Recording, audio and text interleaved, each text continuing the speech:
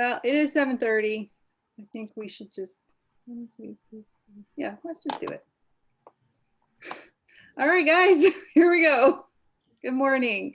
Welcome to SDDS's Breakfast with the Brokers. We're all very excited to have you here. This is going to be amazing. Like I said, you're welcome to keep your cameras off and muted if you like, but you're also welcome to interact. It would be amazing. No CE offered for this course, so you don't worry about that. There will be a survey that goes out at the end, so please take a moment. It really just takes a moment to fill it out because it really helps us out. And with that, I'm going to introduce our SDDS member host, Lisa Dobeck. Yay. Thank you. Good morning. I want to thank everyone for being here, for making this such a great week of webinars. I'd also like to thank our speakers this morning. We have Ray Irving, he's with Professional Practice Sales. Roy Furhoff, he's with DDS Match. Brian Flanagan with Integrity Practice Sales. And Dr. Tim Giroux with Practice Sales, Western Practice Sales. Also, our sponsor for the breakfast meeting is HealthNet, so I would like to thank them as well. Okay, well, thank you. Let's enjoy this wonderful talk this morning. All right, guys, I'm not sure where you want to get started on the agenda, but our first topic to discuss today is state of the dental practice in the Sacramento area and post-COVID. So if you want to just hop in, you each get 3 minutes to speak on that. You're welcome to not take your 3 minutes, but by all means, since we're missing Brian, you could probably even go 4. So are you able to hear me out there, Noelle? Yep, we can totally hear you. Okay, so being last may be difficult because you're kind of repeating what the first 2 speakers presented. So let's talk about dental practice in Sacramento and post-COVID. So the Sacramento area has benefited greatly as a result of the skyrocketing cost of living and practicing in the San Francisco Bay Area. That's a no-brainer. Not everyone is married to a tech worker with stock options or has a successful spouse making north of $250,000 a year. Sacramento has become the preferred destination for many dentists. In fact, Sacramento is the best area in NorCal for what has been playing out over the years, with the breaking point finally having been realized in San Francisco, with its effects rippling out into the greater Bay Area. Sacramento's economy is broad-based. Government and transportation are the largest sectors, with information, technology service, leisure and hospitality, education, health services, and construction also being strong economic engines. Young dentists find Sacramento a great area to raise their children. Housing is affordable. Dentists can hire staff now and for the foreseeable future. Your area has lower labor cost and facility costs. And there's a large growing number of dentists wishing to own a practice as they're finding working in corporate unsatisfactory. This plays very favorably for sale Sacramento practices. Sacramento's metro population is 2.15 million. Compare that to San Francisco's metro population is 3.3 million. So Sacramento is no longer the cow town it was in the 80s. Sacramento actually is becoming appealing and very sexy. So what is the current market for the sale of dental practices in the greater Sacramento area? It is starting to percolate nicely as we are rebounding from the March shutdown. It has become the preferred destination for young family dentists seeking a nice work-life balance and understanding that they do not want to be in an area dominated by a singular economic engine. And many Sacramento area practices have rebounded extremely well as a result of their taking this challenge head on. Their investment in PPP, they're educating their patients about their improved sterilization, their strong hygiene programs, and keeping their team together has paid huge dividends for them. And they shall benefit even more from patients abandoning practices who have not stepped up their game, along with many practices that are simply going away. The private practice herd is getting smaller and the opportunities are getting greater. Thank you. Excellent. Who's next? I'll go, doesn't matter unless you want to go, Roy. No, Tim, you go You ahead. guys are so polite. So anyway, so thanks, Ray. I mean, yeah, I think, I don't know if people were kind of trying to figure out what's going on in the practice transition market in Sacramento. And basically most of the practices outside of the areas that watch too much MSNBC actually are doing really well.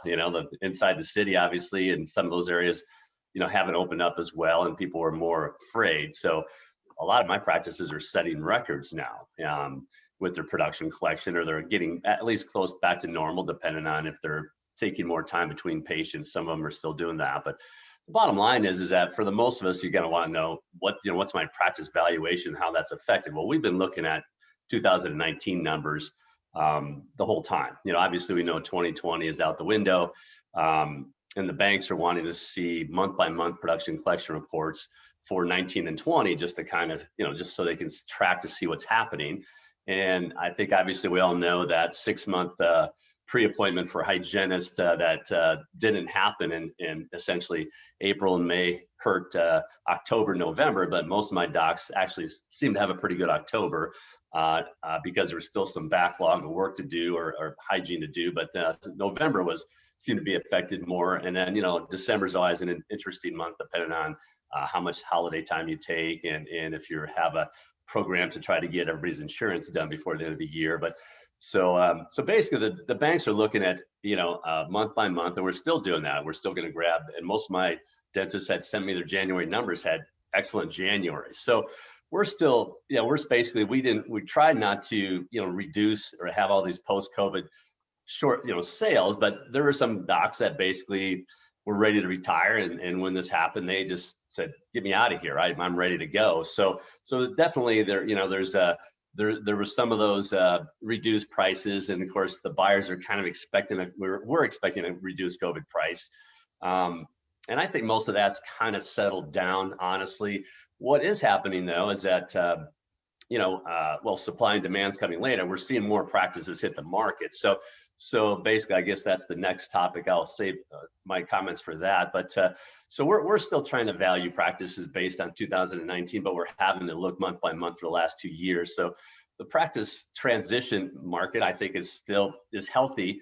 As Ray said, probably healthier in the Sacramento area than the Bay Area for the reasons Ray stated. And so we're pretty excited about moving forward, though, actually, because obviously all of our work is deferred as dentists, and we're going to start seeing that kick in this year. So,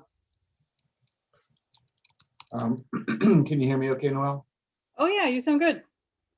Yeah, so, obviously March 16th was the day that the governor basically, all but shut the state down, particularly in dentistry. We had people that were seeing emergency patients. We had people that were seeing a lot of patients. We had some people that shut down all the way.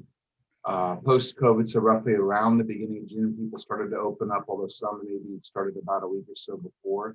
And what people really noticed post-COVID, obviously, was booming summers that sometimes led into booming falls.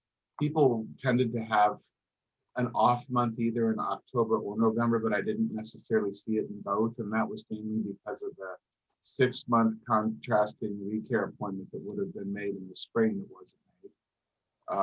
But overall, kind of as Tim had said, and some of the things that Ray had highlighted is that, business overall in dentistry has been very good. And one of the things that I feel it feels like a little bit of a change. I don't think dentistry was necessarily considered an essential service on March the 16th. And it seems like that has certainly changed to some degree, which I think has been much better. One of the other things to highlight post-COVID, as both the gentleman and Tim certainly in the last segment we talked about, is that it has spurred more people to consider if this is that time for them to step away. They've had a long career. Maybe they've been through the dot-com bubble, 9/11, the real estate crash, and they're just saying, I don't have one more of these in me. And they've decided to go ahead and move on and hang it up. But likewise, it is also, I think, spurred a little bit more ownership mentality in people that have worked in corporate dentistry, where maybe they were furloughed, or maybe they had reduced hours, or were sent home for a little while. So it's been a little bit of both. The other thing we'll talk about a little bit later is certainly the financial implications with the banks relative to COVID and how that's had a positive impact, or starting and will continue to have a positive impact. And then lastly, in the greater Sacramento market area, Sacramento is projected to be the #1 real estate market in the country next year. #1 in the country. So that certainly is going to mean population increase. As Ray had said earlier, maybe they're coming up from the Bay Area. There's certainly some people that are departing California at this point, but Sacramento is currently projected to be the #1 real estate market in the United States. And they're going to bring their teeth with them, and that's going to be good for dentistry. So thank you.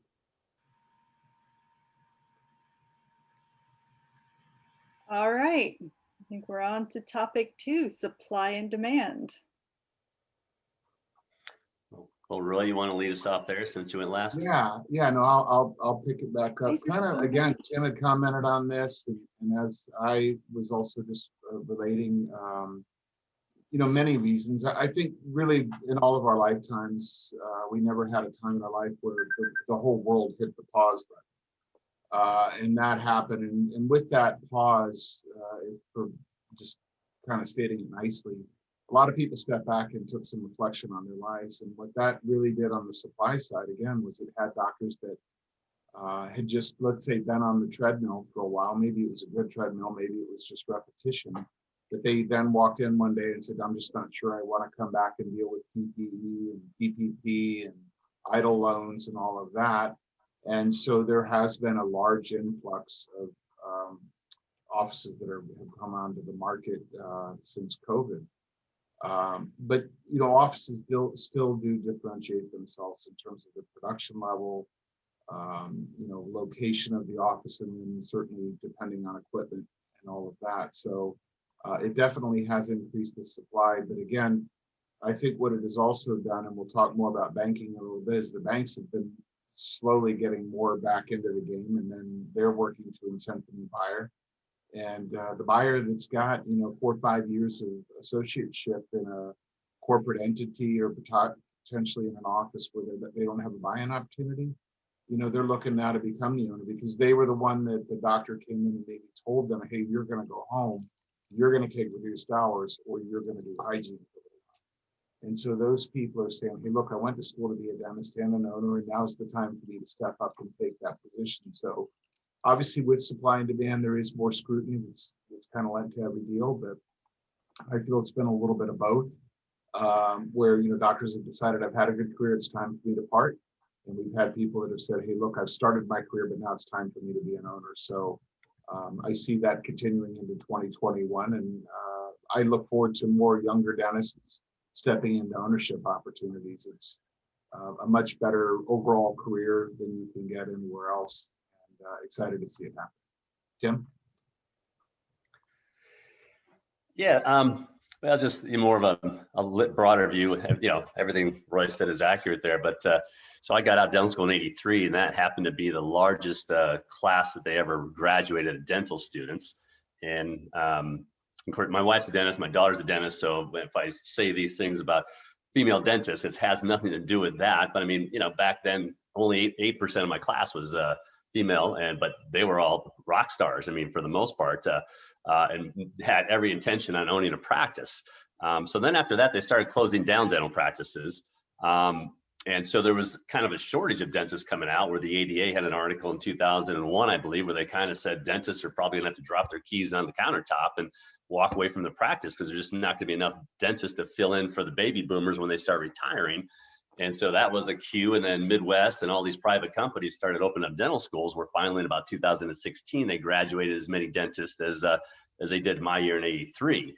And so the issue though is we have a different mindset. When we went to dental school, and all my classmates, I mean, we were going to own our own business, no questions asked. That was most of the reason we got into dentistry, serve people healthcare, but own your own business as compared to medicine.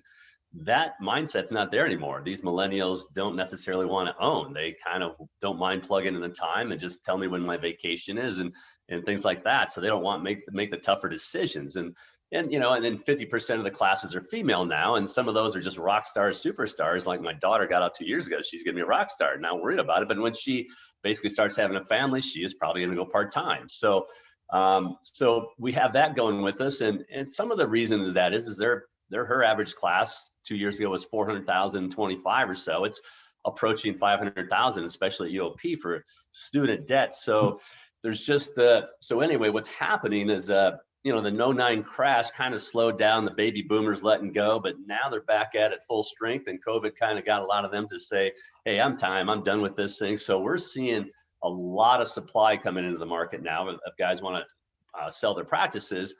And I think we've been battling this, you know, mindset to the millennials for several years, as far as trying to get them to understand that, hey, to pay off your school debt, if you start to get productive and you're doing, you know, $2,000-3,000 a day minimally production, you can definitely own your own practice and make more money as an owner.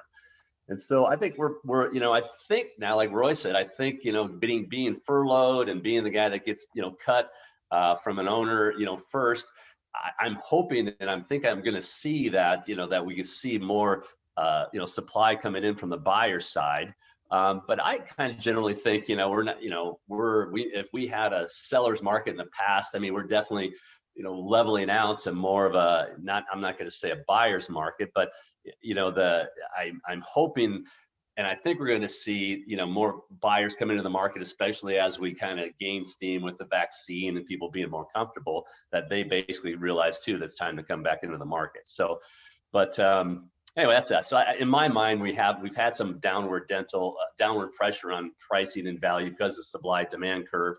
And I think that's going to continue because of the baby boomers letting go. I'm just hoping that, you know, the newer, bigger supply of dentists coming into the market with the new dental schools will eventually, they'll start realizing it's better to own a practice than to work for, you know, corporation or be an associate. All right. On my end, it's important that we understand that many older dentists have continued practicing because they love what they are doing and not because they have to practice. The practices support the identity of how they perceive themselves, and they don't want that taken away from them. Many have extended their retirement horizon as a result of the Great Recession, but COVID has finally pricked that balloon. The market has now seen a surge of dental practices going up for sale as we've never experienced before. Candidly, from my position, we do not have enough buyers to handle the practices that are going to the market. There's just simply not demand to absorb them. Many practices, and Tim has pushed this out there, but many practices are not candidates for a dentist to purchase as a turnkey acquisition. The practices have gotten older, the delivery systems are antiquated, the patient census is declining, the practice is located in a building that has seen better times, and that owner is a Delta Premier provider. So when that dentist is looking at selling his practice, a younger dentist is not excited to go in there, take it on, transition from Premier to PPO, is not looking at investing a couple $100,000 in upgraded technology and taking on tired and old staff members. So that dentist should start looking at planning his sale in advance and probably time it when their lease is coming up for expiration or has expired, because that practice is a great candidate for another mid-aged dentist down the street who is excited about his profession and will acquire the goodwill and vertically integrate it into their practice. What's important here is that the seller of that practice also becomes the Pied Piper, because the patients are not going to just transfer to a new location because they received a letter. The patients will transfer to that new location if the Pied Piper, and ideally even a hygienist, go to work in that office, so the patients are solely imprinted as to where their new office is and meeting the staff in that new practice. We're also finding that many dentists have not aligned themselves with good dental pros. They don't have dental accountants, dental attorneys. They haven't aligned themselves with advisors. And I'm finding dentists still have no idea that Delta is planning to discontinue Premier. They're working on it right now. They are trying to decide when they're going to roll out their agenda to reduce Premier fees for general practitioners. And the general dentists aren't paying attention. They've got their head in the sand and they're just happy with what their practice looks like at this moment. When that happens, there's going to be another surge of practices going up for sale. On the demand side, there are not as many individuals wishing to acquire a practice now as pre-COVID. Many are on the sidelines waiting for this wave to pass through. And as we are experiencing, many female dentists are now taking a time out as they're tasked with spending time homeschooling their children. I lost an offer not long ago because mom and dad would not come from India, take care of the kids. So the lady had to take a time out, and now she's homeschooling her kids. That's the reality of the situation. So as far as the demand, selling dentists need to sit back and admire those who are willing to jump into the pool at this time. The buyers, they're ambitious, they're willing to accept the challenges that present themselves. They wish to stand behind a brand that they can feel proud of, and they are true mavericks at this time. They desire to create equity in something that they can sell later. They are business-minded, and they are prepared to take on an acquisition. Also, there is that growing number of dentists who operate a small cluster of practices who are always looking to add another location to their network. They have no fears, they're doing well, and they're actually doing startups at this time. But many of our sellers, obviously individuals, are not looking at this buyer as a preferred successor. So it's an interesting time. Well, Ray's got a good point there on mergers, and I've written some articles, but yeah, they're the best return on investment that we do. But Ray's right, you have to have the Pied Piper, whether that's the dentist, sometimes a front office person, sometimes a hygienist. You know, if you assume you're going to have the same amount of patients, you know, come to the new dentist as you would in a regular transition, mergers are twice the return on investment than a regular practice purchase. And you know, and even if you just throw all that, you know, all your equipment out into the dumpster, you know, the buyer should realize that, hey, this, you know, it's not the equipment, it's this patient base, and you know, you might have to add on 1 or 2 employees, but you're not having to take on a whole new double staff. And so when you do a cash flow analysis on a merger, and so this is to possibly some of the sellers are going to listen, you know, if your practice is only doing $400 or $500 a year right now, that's not enough to pay their school loan. So you're more of a candidate for a merger many times. Now, not always. I mean, because sometimes there's, you know, somebody wants a part-time practice and everything else, but I guess the point is I see some guys running in and, you know, getting a new 5-year lease with a couple 5-year options because they heard that's what you need for a transition. Well, if you're only doing $400 or $500 a year, you may not want to go hook yourself to a new lease until you talk to one of us to discuss possibly merging your practice with another practice somewhere. That might be a better exit strategy. So Ray hit it on the head there. So for some of the sellers, they have to understand their practice is awesome. And back in 2005, I mean, we would sell a practice doing $400 or $500 a year like hotcakes, you know, but now it doesn't hardly cash flow enough just to pay the school loans, much less feed a family. So that's an issue for these awesome practices that we used to be like the easiest ones to sell back in the early 2000s. They're more difficult now. So it's a good point, Ray. Let's add another point here. Let's say you're a dentist down the street and you acquire a colleague's practice. He still has a little life in him, but he's tired of managing a practice and dealing with staffing issues and insurance, you name it. So you acquire this practice down the street. You're not paying for hardware. Actually, you've provided a path for that seller to practice at his own leisure to eventually time his retirement. But let's say you acquire 400 great patients. 400 patients that have been groomed over time by this older dentist. Let's say you make $2,000 from those 400 patients over 5 years. That's $800,000 you just added to your practice. Now, understood, you're going to have, you're going to have problems absorbing this yourself, but you've just added another dentist into your office. I hate to say it, but dentists are now a commodity. You can hire them.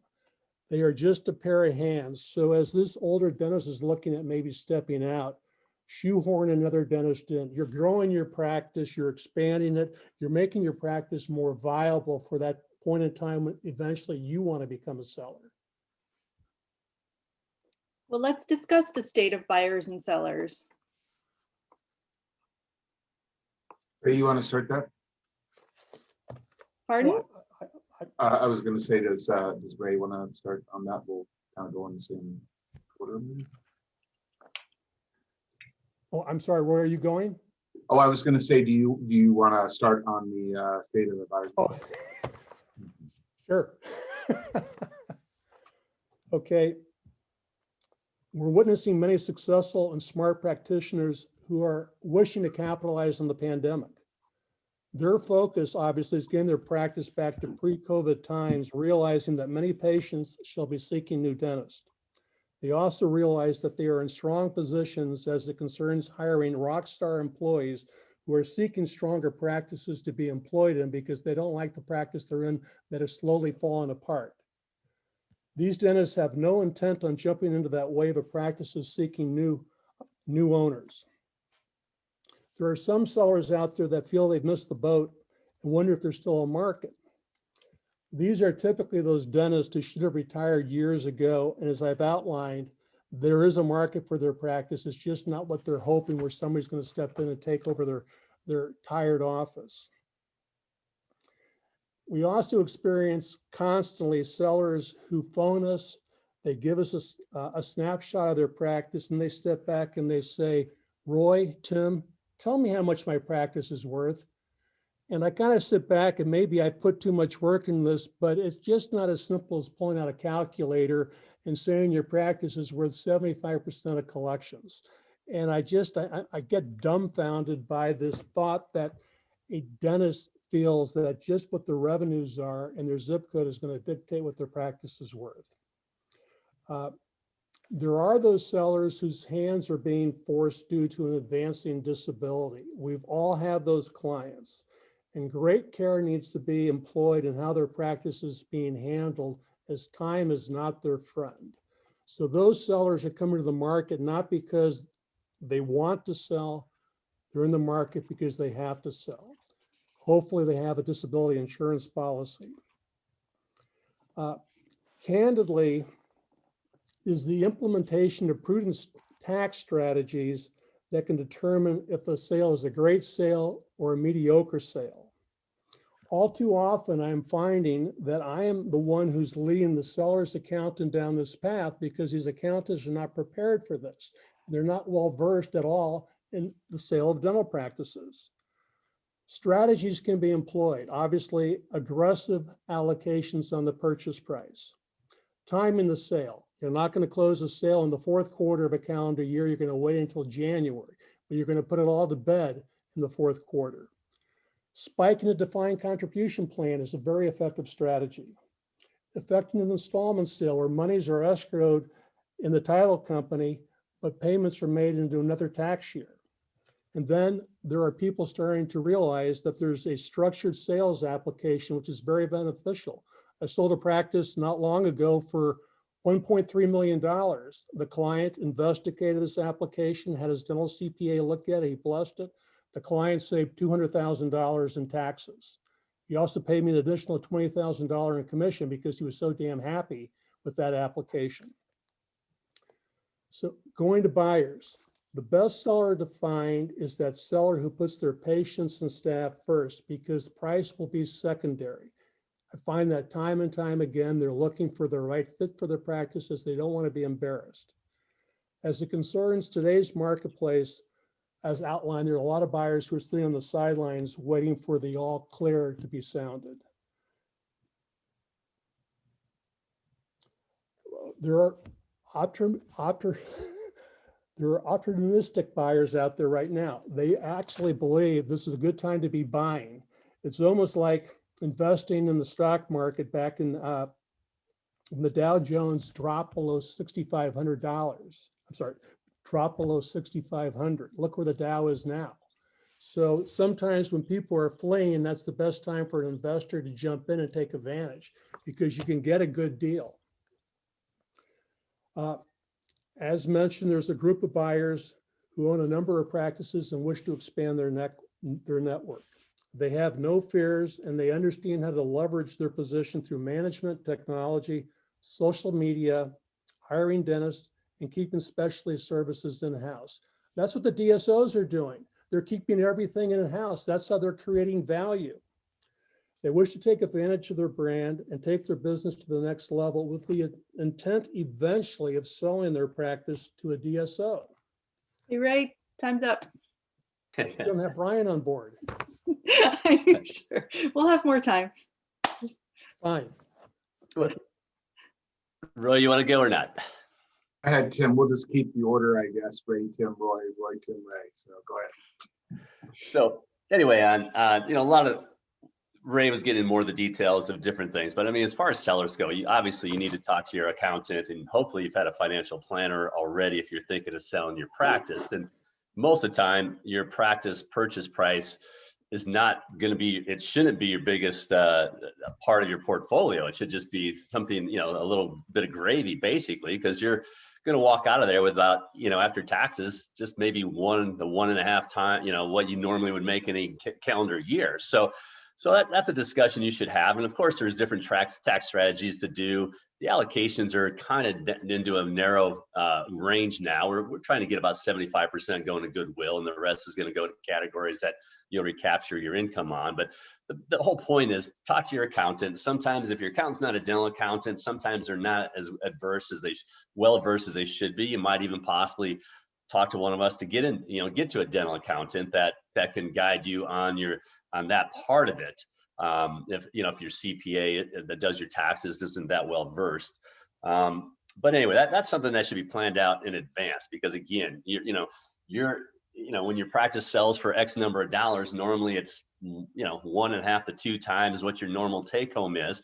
And then you're paying Uncle Sam on top of that, which is going to be about 30%. So your practice sale is, you could work a couple extra years and basically that makes up from the cash flow standpoint. Obviously you worked hard to deserve that money, but it should not, these discussions you should have had for the last 5 or 10 years. If you're just talking to your accountant now and your financial planner, hopefully you've saved enough, anyway, and your financial plan is sound, because your practice isn't going to be the big part of it. And so the best thing is to talk to one of us. Like I said, depending on the size of your practice, what's going on in there. Of course, there's some real gems, in the rough that the numbers don't show because you refer a lot out, or you're just not too aggressive. So there's so many variables there. That I think the best thing you do is talk to a broker and somebody that can coordinate and take a look at your practice to see what you have. And then obviously the whole lease situation, like we talked about earlier, what's your best exit strategy? As far as the buyers go, I think the buyers are going to come into this market. I think dentistry is going to have a fantastic year. I'm pretty bullish on dentistry because all that deferred revenue is going to be coming in.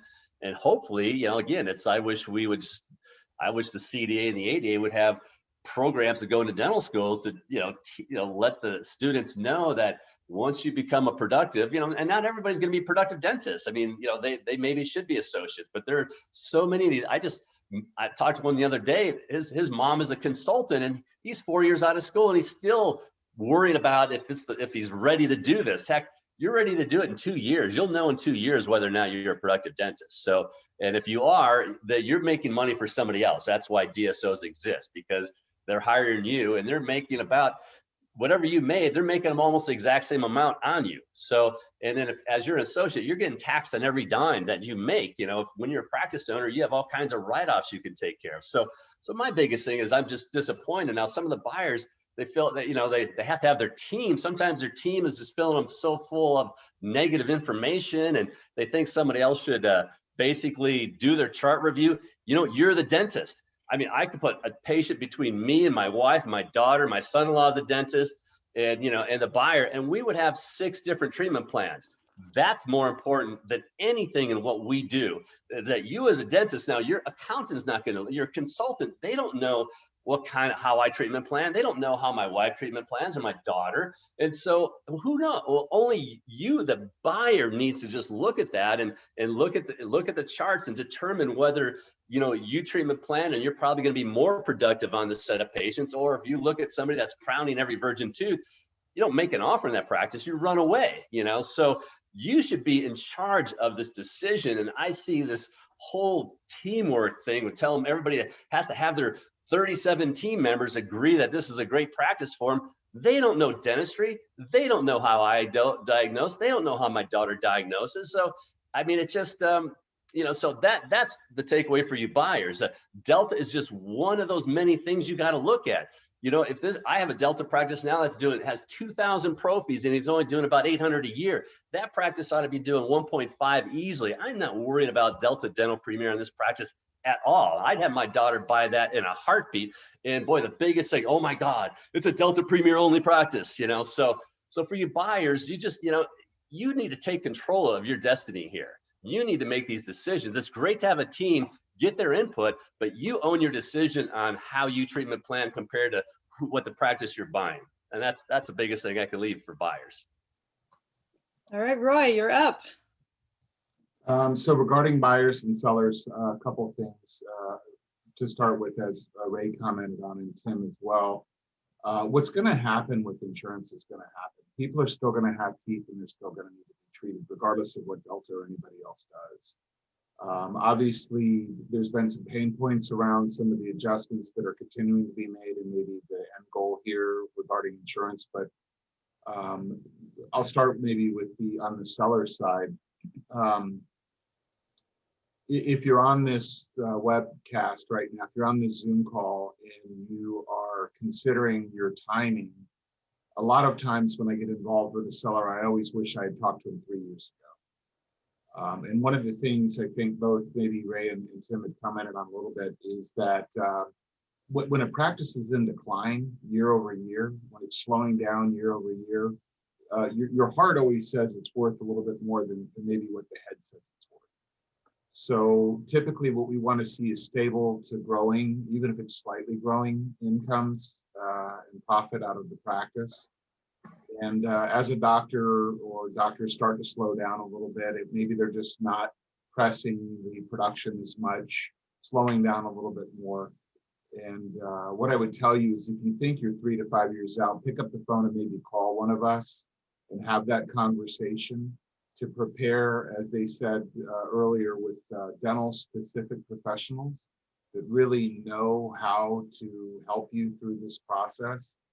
I've dealt with thousands of dentists in my career, and typically some of the times the CPA is your wife's brother or a patient or a friend. And this is maybe, depending on how much you save towards retirement, might be one of the more important transactions that you're going to be a part of. So what I would say on the seller market is understand a couple things. One is that buyers are going to be pickier. Two, the seller's market has tipped a little bit to where it's a little bit flatter. I don't know that it's tipped into a buyer's market, but might. So understand that. And then three is really surround yourself with good professionals that can help guide you through this process and plan a little bit if you can.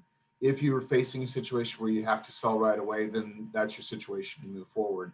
But if you have a window out there of a year or 2 or 3 and can engage some professional help, is really take a look at what you can do to increase the valuation of your practice on the way out the door.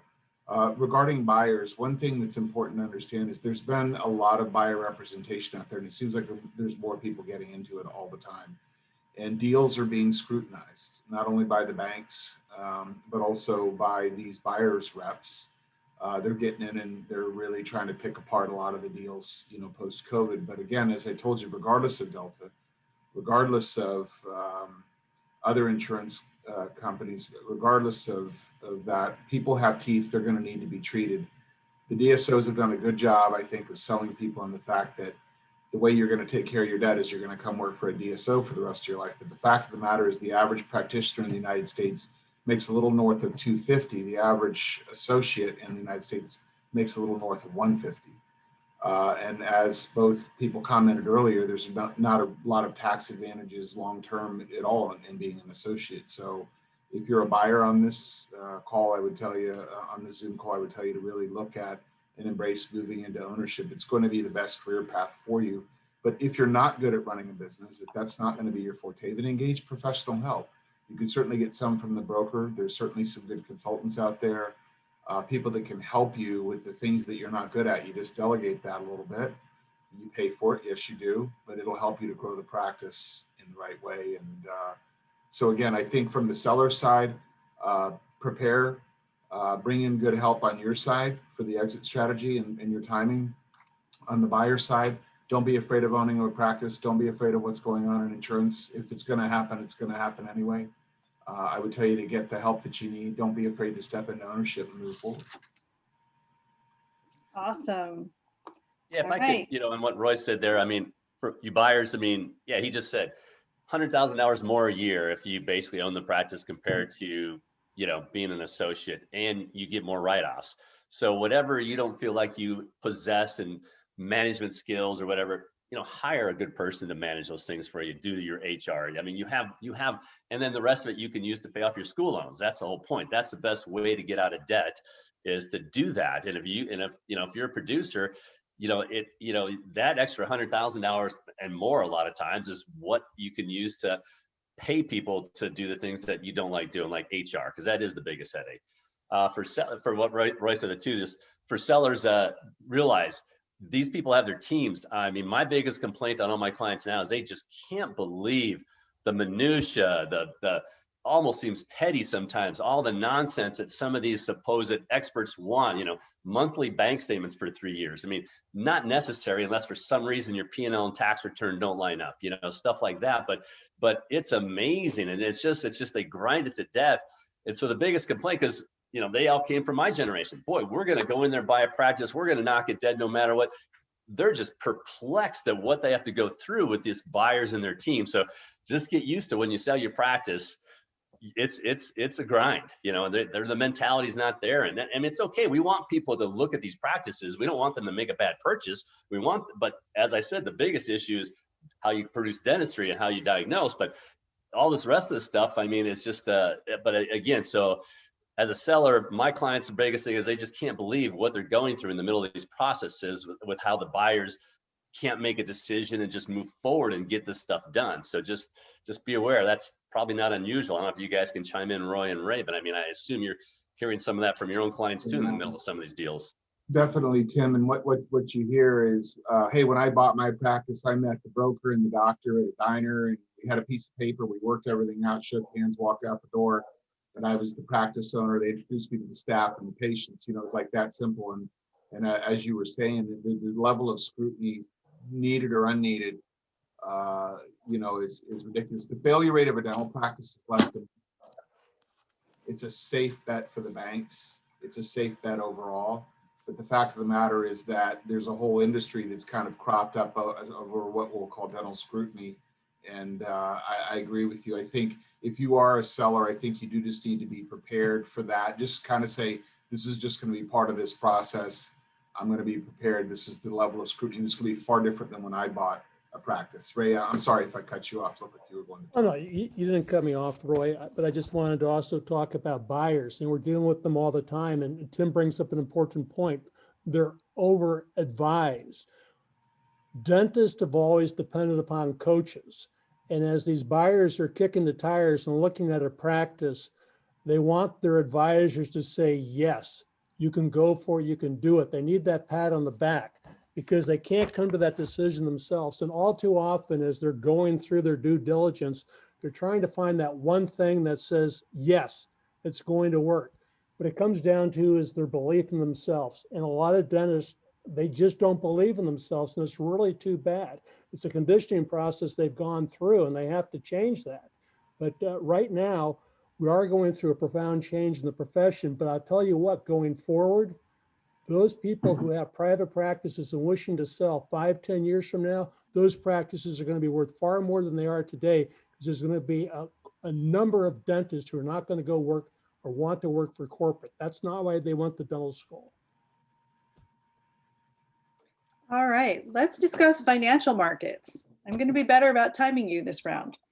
I think in our normal order that we've been going, I think I'm supposed to go first at this time. So again, some of the— I've never gone first yet, so. Wait, Tim. All right, Tim, you go first. That's not true, Tim. I'm just teasing, so go for it.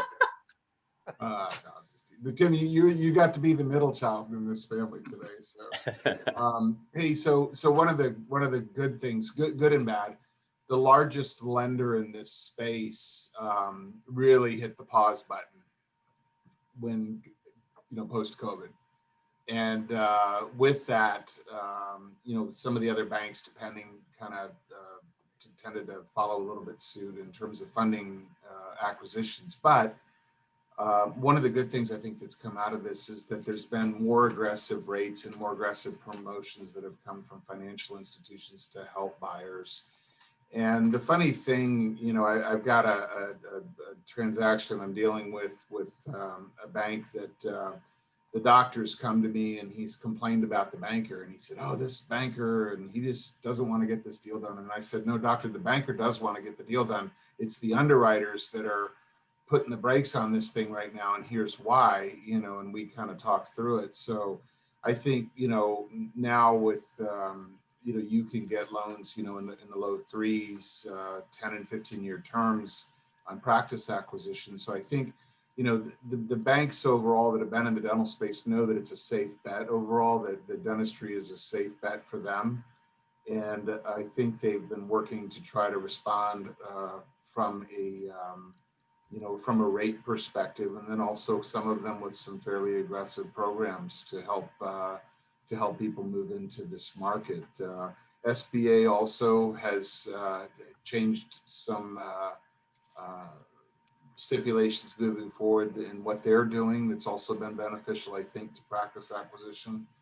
The last thing that we had noted on valuations, and I think, maybe Ray had commented on this earlier, is I think what's important, if you're a seller maybe or a buyer and you're on this Zoom call, is that you're a seller who spent 30 years growing your dental practice, and you put a lot of heart into it. You love your patients and you love your staff, and you've been super hush hush about your sale, maybe only meeting with the broker after hours, and only your wife, your CPA, and your broker know it. And so you have a lot of heart in the deal, right? But what you do have to step away from and realize is that it is a business transaction. And so your feeling of your practice being worth $1 million may not necessarily translate into a valuation.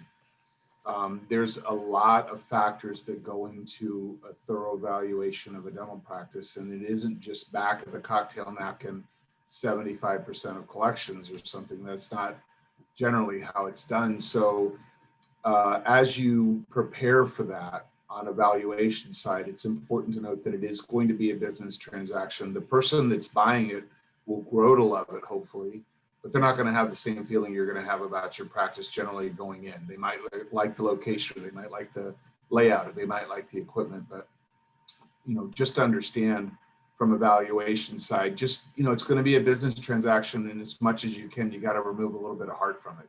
You want to find the right doctor that's going to come in, and you want to have a good transition, but just understand it is going to be a business transaction. And with that, All right, who's next?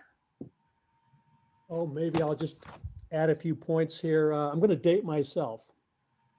Back in 1981, December 1980, the prime lending rate was 21.5%. Lenders were making loans at 2 points above prime. So if you're buying a practice back in the early 80s, you were looking at paying 23.5% interest rate. Bank of America has a program right now where your first 18 months interest will be 1% fixed, and they'll roll that loan, the remaining balance, over the remaining term. If it's a 10-year loan or a 15-year loan, and that remaining interest rate will be under 4%, it'll be in the mid threes. So dentists should look at borrowing money, capital, as an opportunity cost, just like paying the rent for the roof over their head where they practice. It has never been cheaper, and this is a great time to jump in there. Also, the purchase price of a practice is 100% tax deductible. And as Tim has outlined, owning a practice, you now have a vehicle where you can start to manipulate things and create wealth through various avenues. We won't talk about that, but it's very obvious, owning a practice and what can be done with a lot of strategies. Regarding SBA, regarding SBA, if you're selling your practice now, understand you're going to have your EIDL loan paid off. You're going to need a release from SBA. That's just the way it is. So start to put those monies back to SBA and get that taken care of. Also, the buyers and their lenders want to see that you've started the PPP loan forgiveness. Most of our clients have already gotten their forgiveness, but that has to be in the works too, because many lenders will not fund the practice until that has all been taken care of. As it concerns SBA, SBA has been an avenue where some borrowers who have been declined by 2 previous banks can go to a lender with that lender using SBA for a loan guarantee. That helps tremendously, but that's a very long timeline. But I'll tell you, SBA is fantastic when it comes to securing financing for dental real estate. The points are punitive, but the rates basically are the best in the business. So work with the lender who's using SBA as it concerns dental real estate financing. So as we all know, the banks again are open for business. And they, as Roy pointed out, the bankers want to make the loan and the underwriters are not our friends. They're asking questions that I think they're trying to show us how smart they are, but I slap my forehead all the time with, what the hell? That's the most stupid request I've ever heard. But you have to be patient and diplomatic. No way, Ray. I try.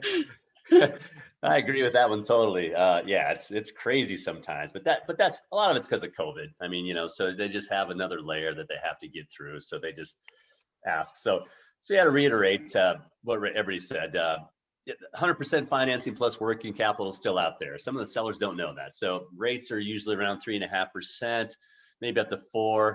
Like Ray said, I got my loan in 1986 after I associated 2 years at 12%. Thought it was a steal because my classmate 2 years ahead of me paid 18. So it's so relative. Of course, the difference is I had $25,000 in debt, and these guys have $425,000 in debt. So it kind of washes out when you do the math. I mean, essentially.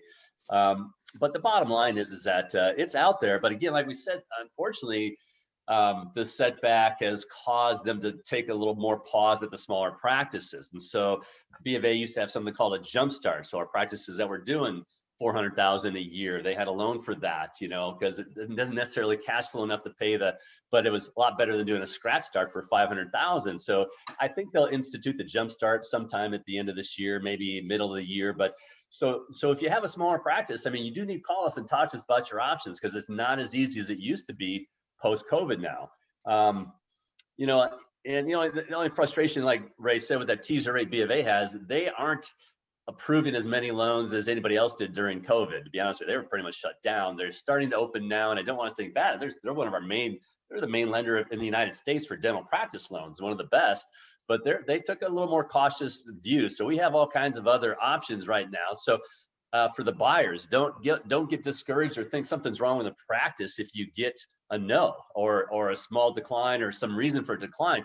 Just talk to your broker or somebody to get a bank that's actually not as worried about COVID. They're all kind of navigating through this space right now. So you might get some negative feedback, and what happens with the buyer sometimes, and then so the sellers know that, it kind of queers the deal a little bit unless your buyer is, really engaged and realizes that, and of course the banks don't like to admit that they're kind of navigating, different waters now. So just realize that that's there. I mean, the reason, so you just have to talk to us, and we have enough experience to guide you in the right place. And as Ray said, SBA, you don't really do that for the buyers. You don't really do that to buy a practice unless you have some credit issues. But for the property side, if the property is available with that 100%, like Ray said, they have some amazing rates for the property side of a dental practice transition. All right, let's take a few minutes and discuss retirement and your practice. Tim, would you like to go first?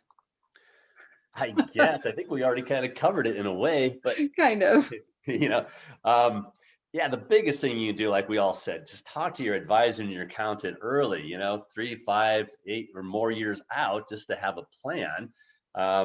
Your practice sale is only going to get you, as I mentioned, 1.5 to 2 times your normal salary for a year. Then that's taxed on top of that. So you could look at it like, well, gosh, I might as well just work an extra, if I have to drop the keys on the counter, I'll just work 2 more years and then drop the keys on the counter. I mean, that's not, I think there's always value in a practice. I mean, I'm 100%, we're sellers reps, all of us basically, but I did a scratch start. I think you're crazy to do a scratch start, especially today, $500,000 to do a scratch start, and you have 0 revenues, and you have all this debt you have to pay. So sellers, even you with the small practices, don't take me wrong here. I mean, if you have a 400 patient-based practice that's doing $300,000 a year, there's value there, but it's just not going to be bought as a turnkey facility like it might have been 15 years ago. So to me, there's always value in your patient base in your practice and what you've enjoyed and grown through this whole time.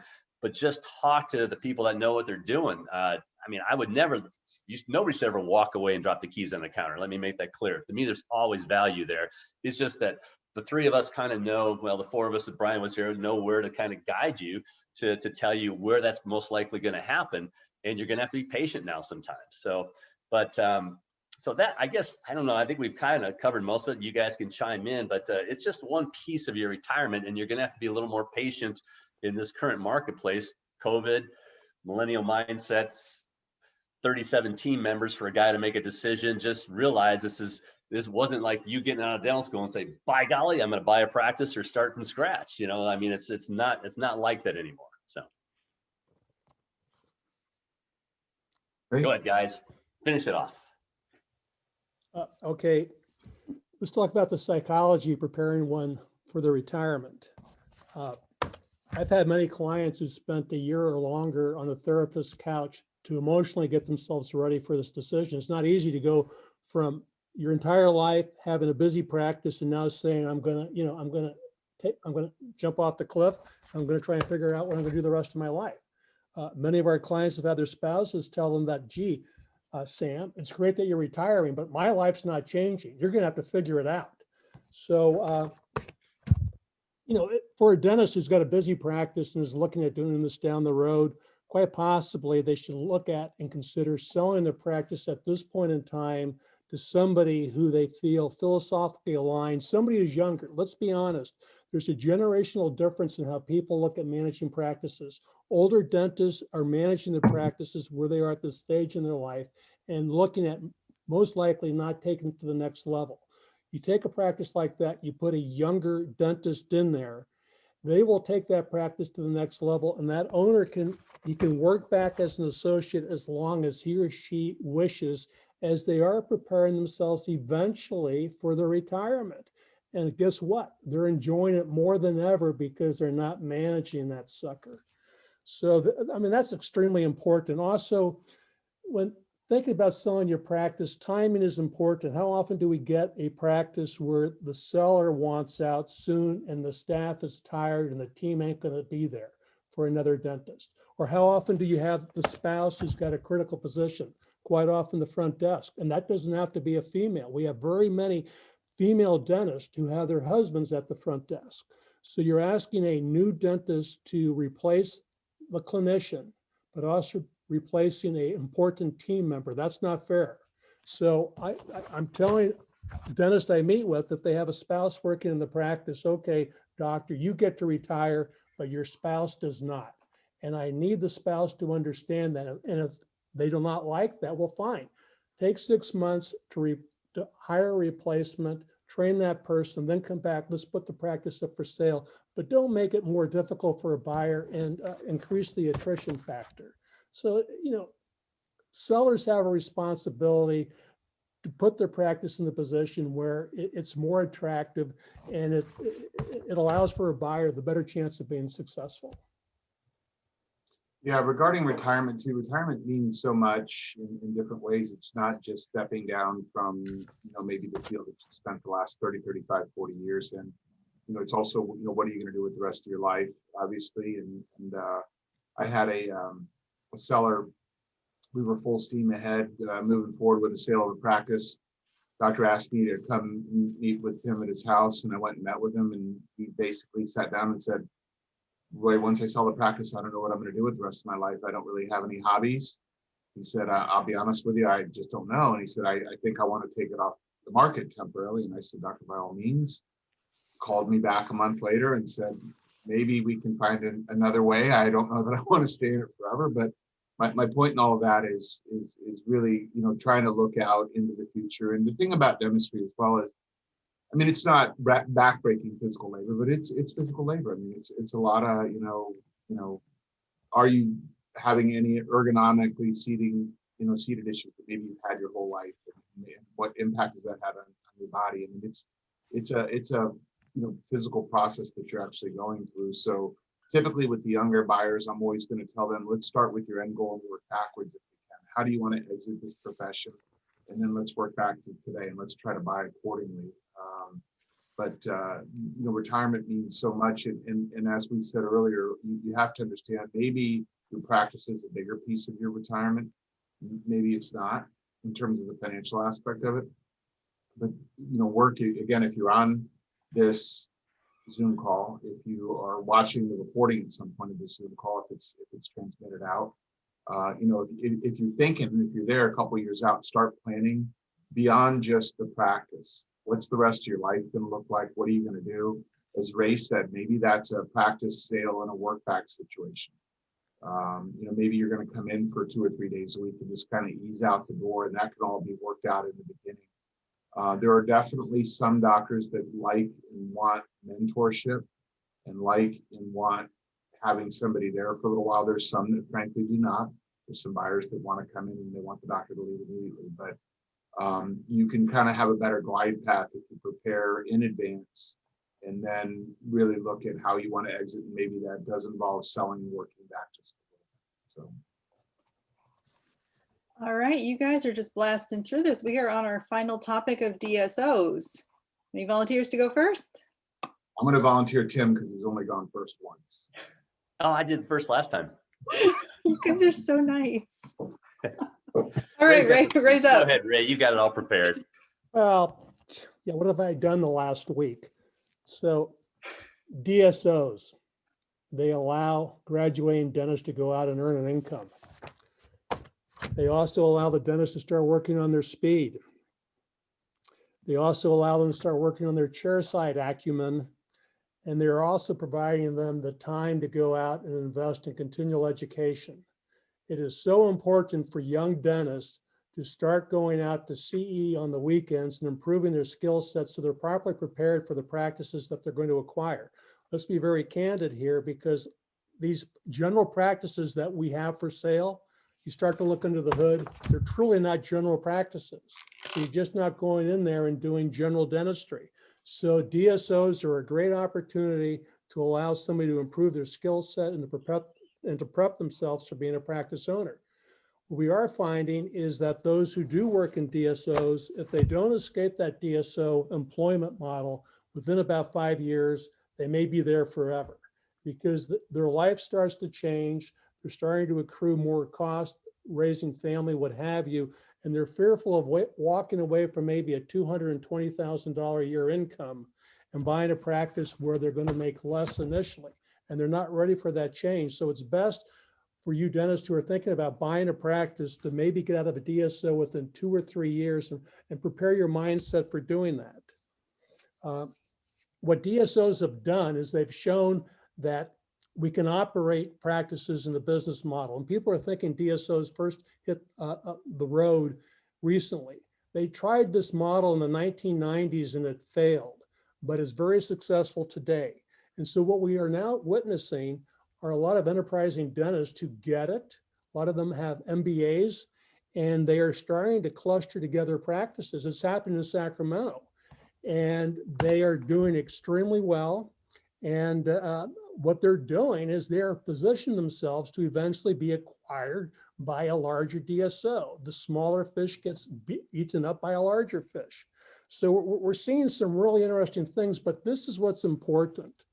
DSOs are creating a great situation for those who want to be in private practice because there are consumers who want relationships with their dentists. The profession of dentistry is very intimate. A dentist is going to somebody's mouth. These patients want to know who their dentist is. They want to know who their hygienist is. They want to walk into an office and they want good customer relations. They want to be acknowledged for who they are, and they're willing to pay for good dentistry. And so what's going on with DSOs is creating a tremendous opportunity for those dentists who want to operate a center of excellence. DSOs are great. Take advantage of what's going on in the marketplace and don't be scared. Roy. Yeah, as Ray said, as the DSOs, what's been happening nationally, the super big DSOs, they're not growing that fast. That market's not going to grow that fast. What Ray, I think, was talking a little bit about is what we call the mid-market DSO. That's the DSO that's starting to piece together, 10, 12, 20 offices That's the largest growth sector in the DSO market, is that mid-market DSO. So, a couple things.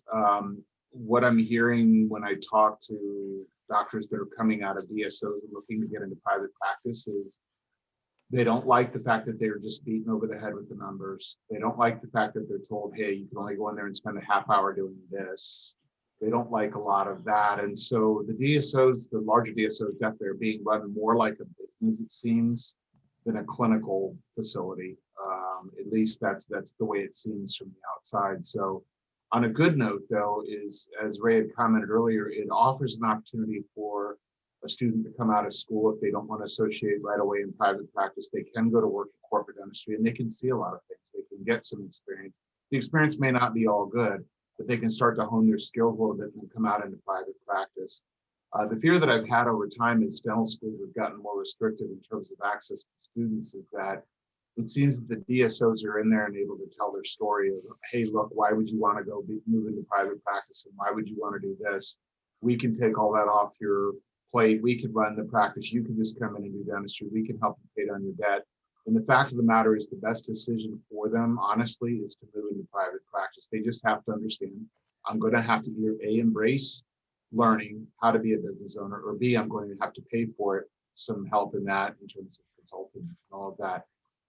Lastly, I don't think DSOs, I know a lot of doctors have a negative viewpoint of corporate dentistry, and I don't know that it's been all bad in this respect, is that if they're able to activate patients that wouldn't normally have gone to the dentist through large advertising budgets or other things, if they're activating patients, the patients that want good dentistry, I think, are going to spin out of there and they're going to go find a good private practitioner.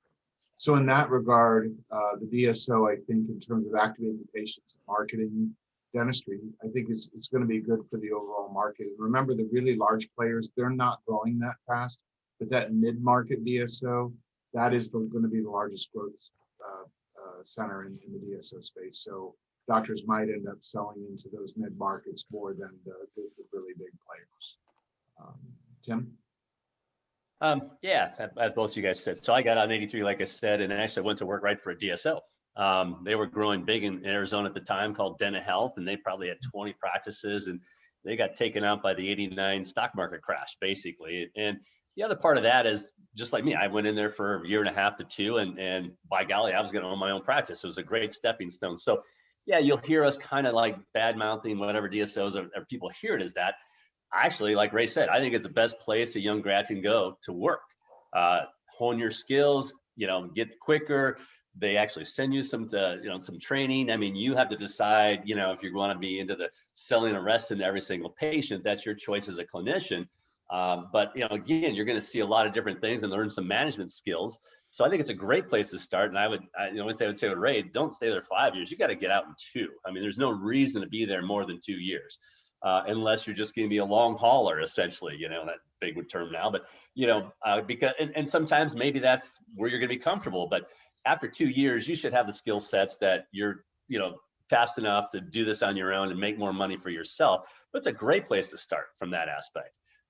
So I'm not trying to, so, again, and the thing is, it's better than most associate jobs because they're going to make you do dentistry. Sometimes you'll go in and take an associate job somewhere and you're a hygienist, you're a glorified hygienist doing hygiene. And every once in a while you get a nice patient that you can do something on, but the big case is the owner takes from you. So sometimes the DSO is the best associate position for you young dentists. Now, from a seller standpoint, one of my best friends in Arizona sold out to Heartland. And, so this is what I want to talk about for you sellers. They're always going to want to keep you on for 2 years and they're going to pay you 28% of production. So do the math. I mean, so you're going to work for half of what you took home before. Just like we said, it's going to be taxed. All of it's going to be 100% taxed. And, the good news is that, hey, you sold, you got your money, you can invest that in the market or whatever the case is, but just realize you're not going to get paid all your money for 2 years. They're going to hold back 20% or more to keep you on the line for 2 years. And you're going to make half of what you did before. So my buddy, he doesn't even know I use this example when I lecture, but he had $1 million practice. He's doing about 750 in his own production.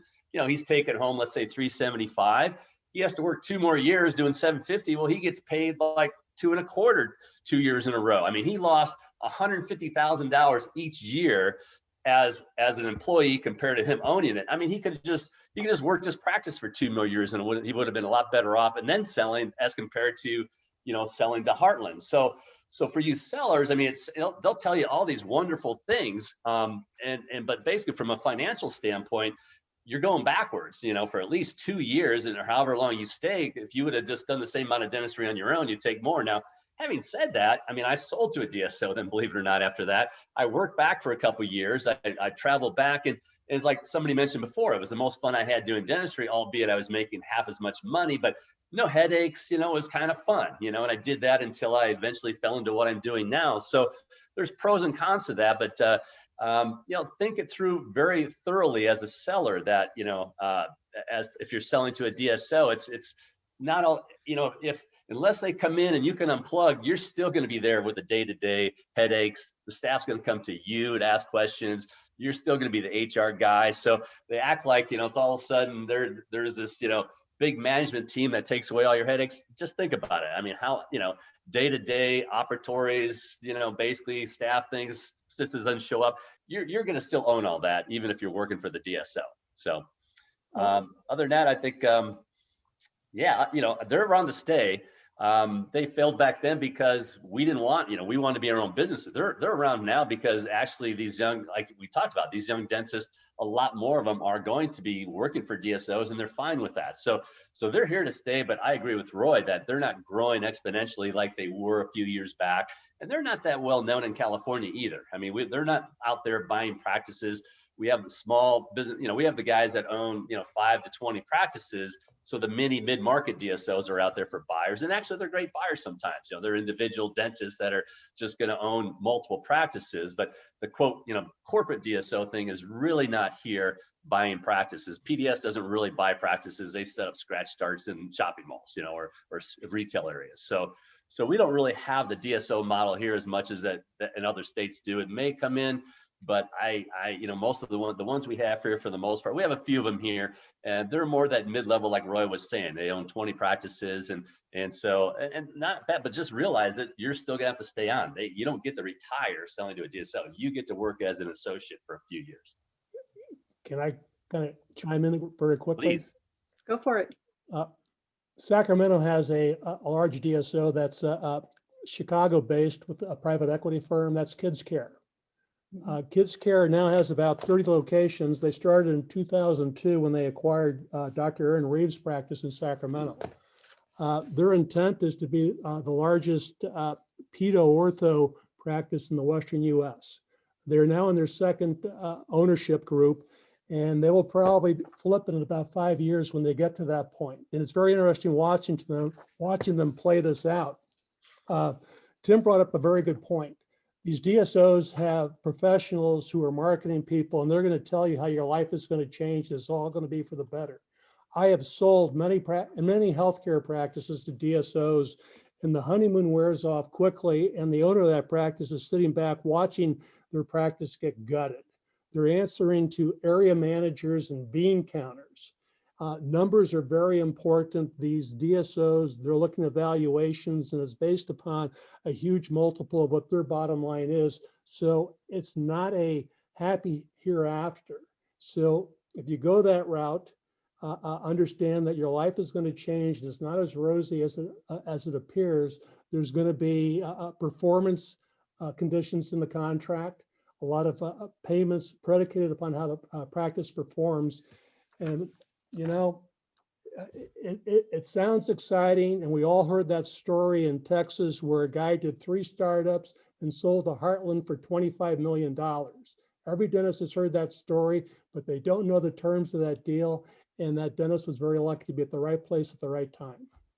Yeah, and actually, thanks, Ray, because you're right. I sold to the DSO, and I was a fee-for-service practice, only had Delta at the time, which all they had was Premier, so that was a great fee schedule back then. And they instantly signed up for every crappy PPO known to mankind. So all of a sudden, my nice fee-for-service practice, I'm like, you bought me because I had this great profit, right? The percentages, and they just turned it into a PPO machine instantly, And so, and again, like I said, some regional manager would show up every once in a while, but they changed off my software, and I had to sit there and manage a new software, all these PPO plans, I mean, it was a disaster. I mean, so, I eventually unplugged and went back and worked for them. But after I unplugged, yeah, I had some fun when I actually moved to California, then went back after 3 months. But that initial year that I had to stay with them, it was the worst dental experience I'd ever had in my life compared to, what I said later. So thanks for bringing that up, Ray, because yeah, I experienced that fun, total losing total control of my own practice. I'd like to take a moment and open it up to our attendees, the three of you who are left, and Dr. Doback. If you'd like to unmute, if you have questions, comments, we would love to hear from you. These guys are experts. They can answer all your questions. Otherwise, if you're not comfortable doing that, we can just start with the wrap up. You guys can talk a little bit about your company, what you do, what you can offer. Noelle, I have a question for you. Oh, for me?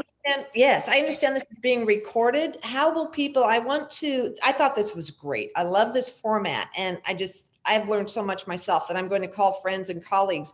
How can other people get on and watch this since it's being recorded? I'm going to put it on YouTube. Give me a couple of days to get it edited and uploaded because it does take some time. And if you like, I can send you the YouTube link once it's all ready to go. Would you like that? I would appreciate that, because especially my business partner, I want him to watch this too. Oh, good. Okay.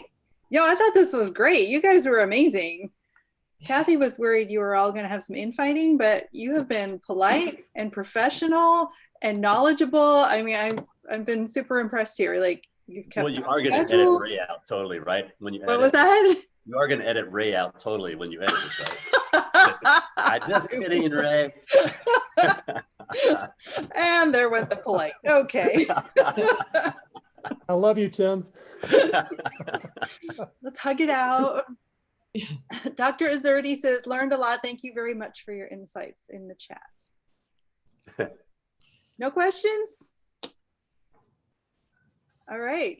Who wants to go first with your wrap up? Why somebody's the best bread out there? Wonder Bread? You're welcome to wrap up however you like. No, okay. I think an important thing to know for sellers, you need to disclose everything. I say that because you don't want to be vulnerable to a buyer who is not doing that well. All of a sudden he has something that they can lean on saying, you did not tell me. And so when you're engaging a firm, that firm really needs to go in there and do a deep dive to understand what that practice is all about, because the owner doesn't think what really has to be looked at. They just look at their numbers and they just disclose that. And I'll bring up something that's going to hit everybody real hard. There was a dentist who bought a practice in Sacramento a few years ago.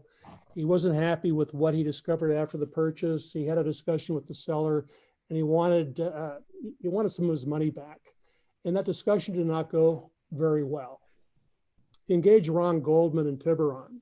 Ron's email handle is snake bit. It went through its journey in conflict resolution. Ron was successful for his client. The contract stated that prevailing party is to be paid their legal fees from the other party. Ron sent an invoice to that selling dentist for over $250,000. This could have been avoided if the proper disclosures were made. And so dentists understand you're not selling four walls, you're selling blue sky. And don't put yourself in a position where you can be vulnerable and victimized later. And a good broker will protect you.